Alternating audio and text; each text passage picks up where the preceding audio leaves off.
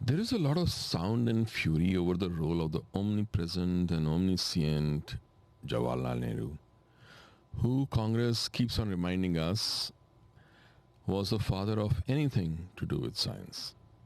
But is it true? The truth with respect to space program is something very different.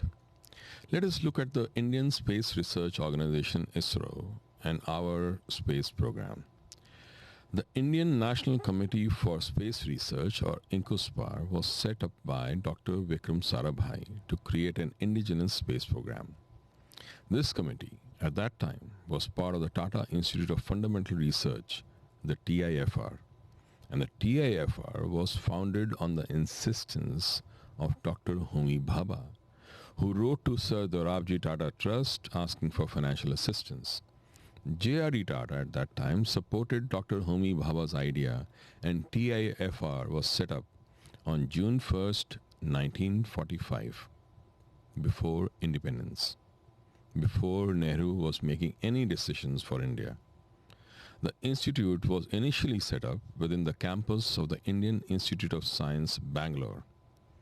One may be reminded that the origin of the Indian Institute of Science can be traced to the conversation between Swami Vivekananda and Jamshedji Tata on the ship they took to the US in 1893, where Swamiji made this suggestion for starting the Research Institute for Fundamental Science Research in India.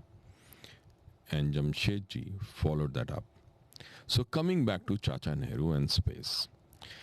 Well, it so happens that Nehru explicitly rejected the request for TIFR founder Dr. Homi Bhabha for funding research in the 5-year plan. Nehru had stalled the funding for that space program at that time. He writes on 30th of June 1960, "My dear Homi, your letter of the 28th June, also your letter to Trivedi. It may be rather late to make any change in the draft of the 5-year plan. I have written to Trivedi to see what can be done. But apart from this, you need not attach too much importance to the draft at this stage. It is supposed to be very provisional. I don't think there is much point in your coming here now. I am going away to Kashmir for a few days on the second morning. For the rest, we are very busy now with the threat of a general strike." If at all, Nehru did not want to fund the space program further at that time. The progress and funding of this work was done via Tata Institute of Fundamental Research, TIFR, and not the Government of India. It was in 1969, finally, that INCOSPAR became Indian Space Research Organization, or ISRO. Nehru died in 1964.